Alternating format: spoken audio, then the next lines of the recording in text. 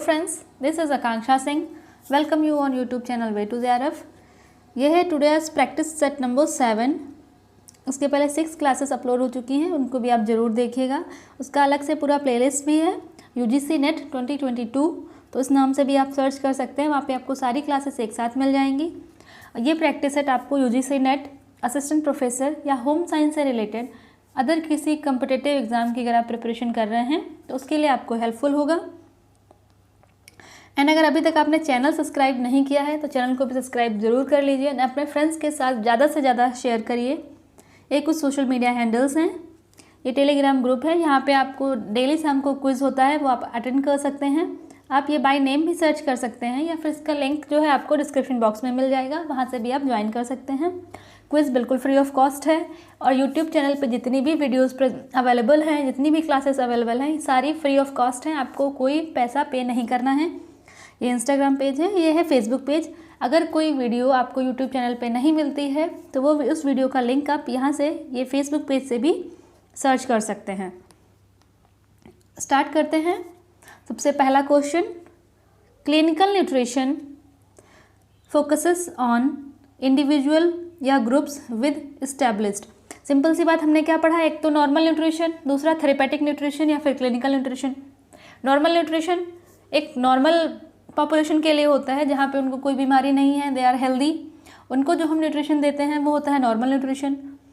उसके बाद therapeutic nutrition हम किसको देते हैं, थेरापेटिक को हम क्लिनिकल भी यहाँ पे बोल सकते हैं। तो थेरापेटिक हम किसको देते हैं, जब किसी पर्सन, कोई एक इंडिविजुअल पर्सन है या कोई इंडिविजुअल ग्रुप है, उसमें कुछ उनको प्रॉब्लम हो गई या कोई बीमारी उनको हो गई, तो उस बीमारी के अकॉर्डिंग जो नॉर्मल न्यूट्रिशन में हम चेंज करते हैं, जैसे किसी को फीवर है तो वहाँ पे हम उसको लो फैट एंड बहुत ज़्यादा स्पाइसी और ऑयली फूड नहीं देंगे। तो ये हमने नॉर्मल फूड में अल्ट्रेशन किया कि जो फूड है वो ऑयली नहीं होना चाहिए, स्पाइसी नहीं होना चाहिए, इजीली डाइजेस्टिबल होना चाहिए, ब्लैंड होना चाहिए। तो हमने इसको, जो नॉर्मल फूड था उसको मॉडिफाई करके क्या कर दिया, थेरेपेटिक। तो हमने थेरेपेटिक उसको कब किया, जब कोई डिजीज़ थी, बीमारी थी। तो सिंपल सी बात है, क्लिनिकल न्यूट्रिशन किस पे फोकस करता है, जब कोई डिजीज़ होती है, डिजीज़ के अकॉर्डिंग हम क्लिनिकल न्यूट्रिशन देते हैं। कोई पर्सन है लाइक उसको क्या किडनी प्रॉब्लम हुई है, अब हमको उसको प्रोटीन रिच फूड नहीं देना है, बट हम उसको नॉर्मल फूड दिए जा रहे हैं, तो ये क्लिनिकल न्यूट्रिशन का कोई मीनिंग हुआ ही नहीं यहाँ पे। तो क्लिनिकल न्यूट्रिशन जब हम बीमारी को ध्यान में रखते हुए उस बीमारी के अकॉर्डिंग जो खाना प्रोवाइड करते हैं उसको हम बोलते हैं क्लिनिकल न्यूट्रिशन। तो ऑप्शन नंबर ए जो है ये सही हो जाएगा। नेक्स्ट क्वेश्चन आता है, whom do we serve low protein diet. Low protein diet हम किसको सर्व करते हैं, ऑप्शन है chronic renal failure, encephalopathy patients, both A and B, none of this. तो जो लो प्रोटीन डाइट हम देते हैं, क्रोनिक रीनल फेल्योर और इंसेफेलोपैथी पेशेंट, दोनों को हम लो प्रोटीन डाइट देते हैं। तो ऑप्शन नंबर जो सी है ये सही हो जाएगा। नेक्स्ट क्वेश्चन आता है, for which disease bland diet is given. Bland diet means no spices, no oil, बिल्कुल सिंपल डाइट, उसमें बहुत ज़्यादा फाइबर्स भी नहीं होगा, ऑयल भी नहीं होगा, स्पाइसेस भी नहीं होंगे, मीन्स बिल्कुल सिंपल ब्लेंड डाइट। तो ये हम किसको देते हैं, ऑप्शंस क्या है, कार्डियोवेस्कुलर, यूरिनरी ट्रैक, GIT या मस्कुलर। तो ब्लेंड डाइट मीन्स स्पाइसेस नहीं होंगे, ऑयल नहीं होगा, बहुत ज़्यादा फाइबर रिच नहीं होगा, तो हम ये देते हैं GIT, गैस्ट्रो इंटेस्टाइनल ट्रैक में अगर कोई डिस्टर्बेंस है, हमारा GI जो ट्रैक है, GI ट्रैक है, उसमें अगर कोई डिस्टर्बेंस है, तो अगर हमने बहुत ज़्यादा स्पाइसेस वाली डाइट दी तो वो जो हमारा GI ट्रैक है उसमें जो मेम्ब्रेन है उसको जाके डिस्टर्ब करेगा। तो GI ट्रैक से रिलेटेड अगर कोई डिजीज़ है, गैस्ट्रो इंटेस्टाइनल डिस्टर्बेंस है कुछ, तो वहाँ पे जो हम डाइट देते हैं वो बिल्कुल ब्लैंड डाइट होती है, उसमें बहुत ज़्यादा स्पाइसेस नहीं होते हैं, इजीली डाइजेस्टिबल फूड होता है, बहुत ज़्यादा हाई फाइबर नहीं होते हैं, ऑयल्स यूज़ नहीं करते हैं, बिल्कुल ब्लैंड डाइट देते हैं। GI डिस्टर्बेंस में मीन्स गैस्ट्रो इंटेस्टाइनल ट्रैक से रिलेटेड अगर कोई डिस्टर्बेंस या डिजीज़ है वहाँ पे ब्लैंड डाइट देते हैं। नेक्स्ट क्वेश्चन आता है, which diet is given to patient with coronary heart disease. Coronary heart disease CHD, अगर कोई हार्ट प्रॉब्लम है उस कंडीशन में पेशेंट को कैसी डाइट देनी चाहिए, लो कोलेस्ट्रॉल डाइट, लो sodium diet, low protein diet या ब्लैंड डाइट। हमने पढ़ा कोरोनरी हार्ट डिजीज़।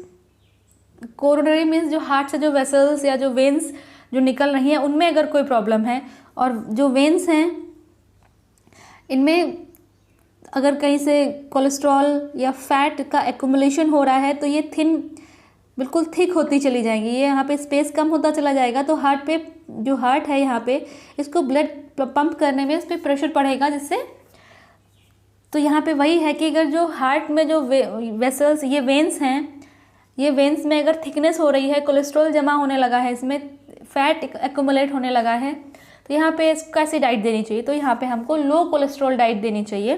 तो ऑप्शन नंबर जो ए है ये सही हो जाएगी, लो कोलेस्ट्रॉल डाइट जो है कोरोनरी हार्ट डिजीजेस में लो कोलेस्ट्रॉल डाइट देना चाहिए। नेक्स्ट क्वेश्चन आता है, what should be avoided in low fat diet. Low fat diet में क्या अवॉइड करना चाहिए? अगर हम किसी के लिए लो फैट डाइट प्लान कर रहे हैं, मीन्स कोई ओवरवेट पर्सन है, उसको लो फैट डाइट प्लान करके हम दे रहे हैं, तो उसमें हमको क्या अवॉइड करना चाहिए? ऑप्शंस क्या हैं? High fat food like nuts and seeds, fried food, fat and ice cream, all of these. तो ये ऑल ऑफ दीज सही हो जाएगा। अगर हम लो फैट डाइट हम प्लान कर रहे हैं तो उसमें बहुत ज़्यादा हाई फैट वाले ड्राई फ्रूट्स नहीं होने चाहिए, फ्राइड फूड नहीं होने चाहिए, अलग से कोई फैट और आइसक्रीम्स वगैरह नहीं होनी चाहिए। तो ऑल ऑफ दीज जो है ये करेक्ट आंसर हो जाएगा। नेक्स्ट क्वेश्चन आता है, what procedure do diet counsellor follow to help individual to make dietary changes. कोई पर्सन है, उसको अपनी डाइट में चेंज करना है, लाइक किसी को वेट गेन करना है या वेट लूज़ करना है, तो उसको अपने डाइट में चेंज करना होगा।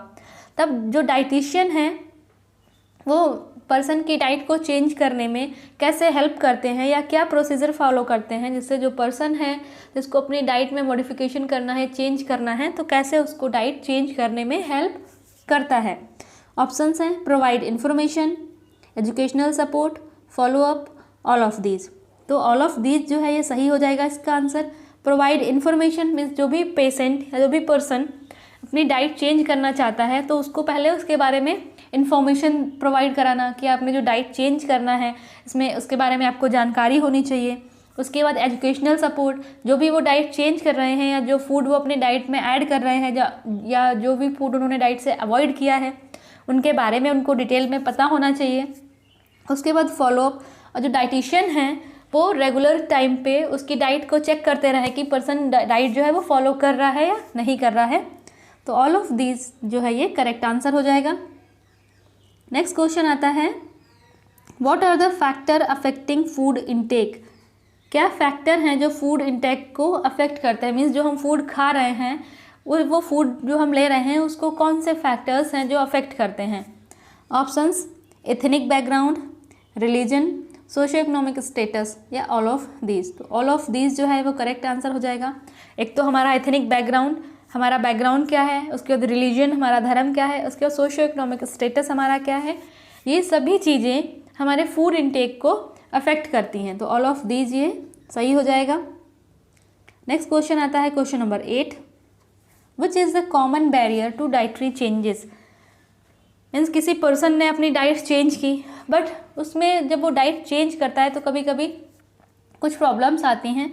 तो वो प्रॉब्लम्स क्या हो सकती हैं, जैसे कोई ओवरवेट पर्सन है, उसने वेट कम करना है और उसने डाइट को चेंज किया, तो कभी कभी वो डाइट फॉलो नहीं हो पाती है। तो वो क्या चेंजेस आते हैं या क्या ऐसी प्रॉब्लम्स आती हैं जिसकी वजह से डाइट जो है वो फॉलोअप नहीं हो पाती है। Option number A, food preference, social gathering, both A and B, none of these. तो both A and B, option number जो सी है ये सही हो जाएगा, बोथ ए एंड बी। पहले क्या है, फूड प्रेफरेंस, कई बार डाइट चेंज किया बट कुछ फूड ऐसे हैं डाइट में जो पर्सन को पसंद नहीं है, लाइक्स एंड डिसलाइक्स, तो यहाँ से थोड़ी सी डिफ़िकल्टी आएगी डाइट को चेंज करने में। उसके बाद सोशल गैदरिंग, पता चले फैमिली में कोई फंक्शन हो गया, अब फंक्शन में भी फिर डाइट फॉलोअप नहीं हो पाती है, तो both A and B option सही हो जाएंगे। नेक्स्ट क्वेश्चन आता है question number 9, what is the function of administrative dietitian. जो रजिस्टर्ड डाइटिशियन हैं उनके क्या फंक्शन हैं। ऑप्शन क्या है, to plan, develop, control and evaluate food service system, develop short and long range department plan, manage and control resources and recommend budget performance, all of these.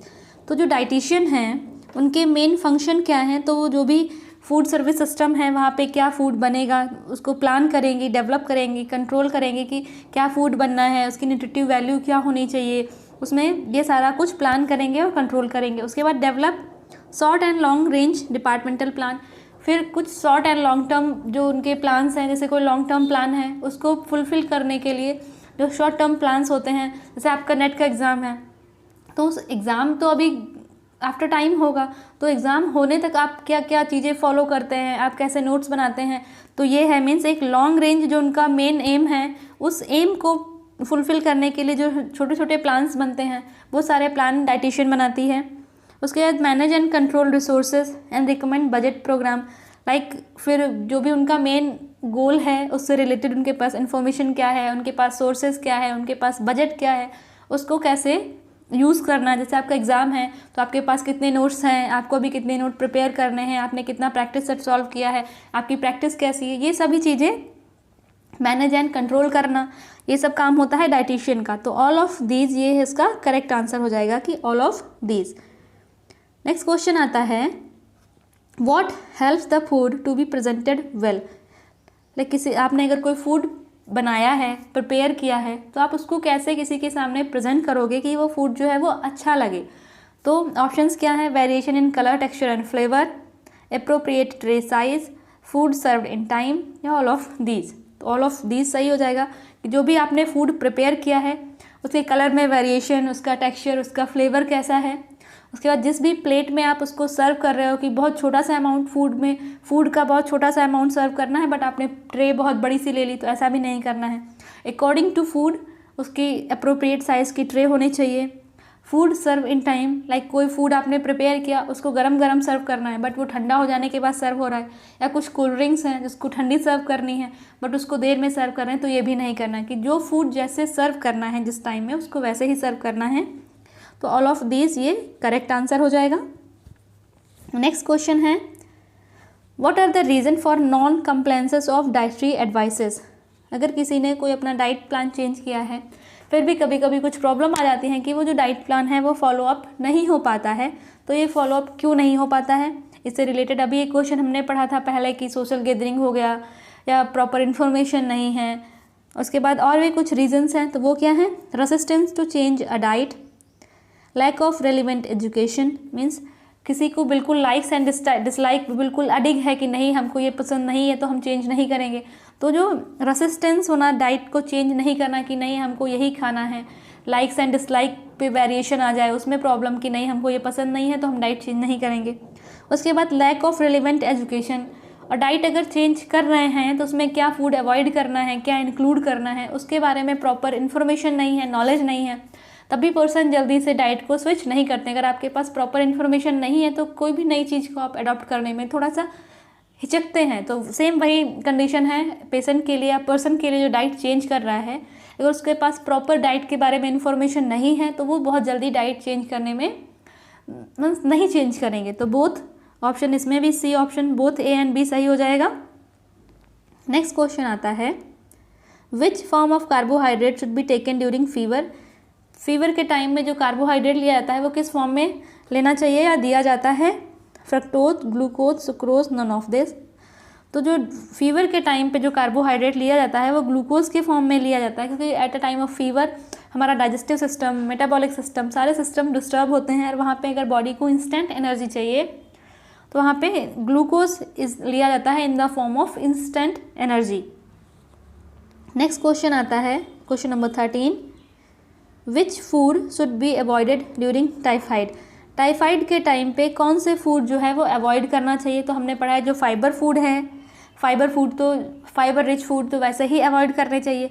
उसके बाद typhoid है means fever है, हमारे body system disturb हैं, तो वहाँ पे हमें fried food, spice food, butter और घी, बहुत ज़्यादा तेल मसाले वाले खाने भी अवॉइड करने चाहिए। तो ऑल ऑफ दीज जो है इसका ये करेक्ट आंसर हो जाएगा, ऑल ऑफ दीज।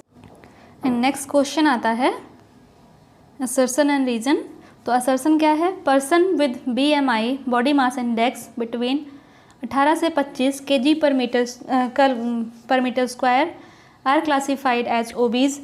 यहाँ पे कह रहा है असर्शन में कोई पर्सन है जिसका बॉडी मास इंडेक्स 18 से 25 किलोग्राम पर मीटर स्क्वायर है तो उसको हम ओबीज बोलेंगे। तो हमने पढ़ रखा है कि 18 से 25 का जो BMI होता है, बॉडी मास इंडेक्स होता है, इसको हम नॉर्मल BMI बोलते हैं। अगर ये नॉर्मल है तो पर्सन ओबीज नहीं होगा, तो असर्शन जो हो गया ये गलत हो गया। उसके बाद इसका रीज़न क्या दिया है, reduced physical activity and high intake of junk food leads to obesity.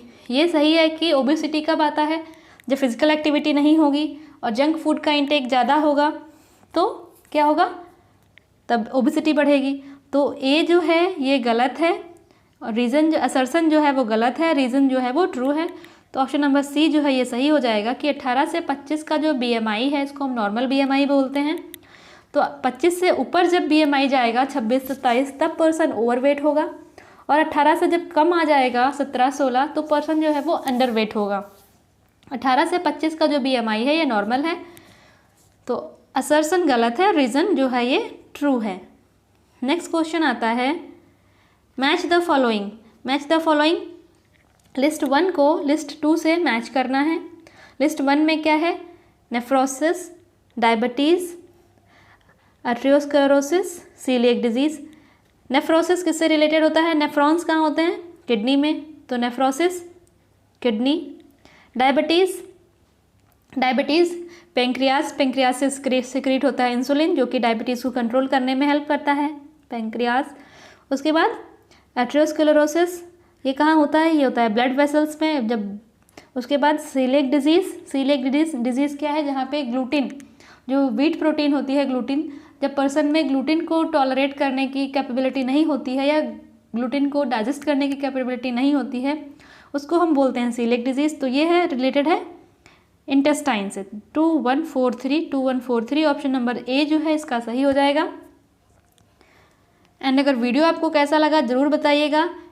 अभी तक आपने चैनल सब्सक्राइब नहीं किया है तो चैनल को भी सब्सक्राइब ज़रूर कर लीजिए, अपने फ्रेंड्स के साथ ज़्यादा से ज़्यादा शेयर करिए। मिलते हैं नेक्स्ट वीडियो में, तब तक के लिए wish you all the very best, good luck, bye bye.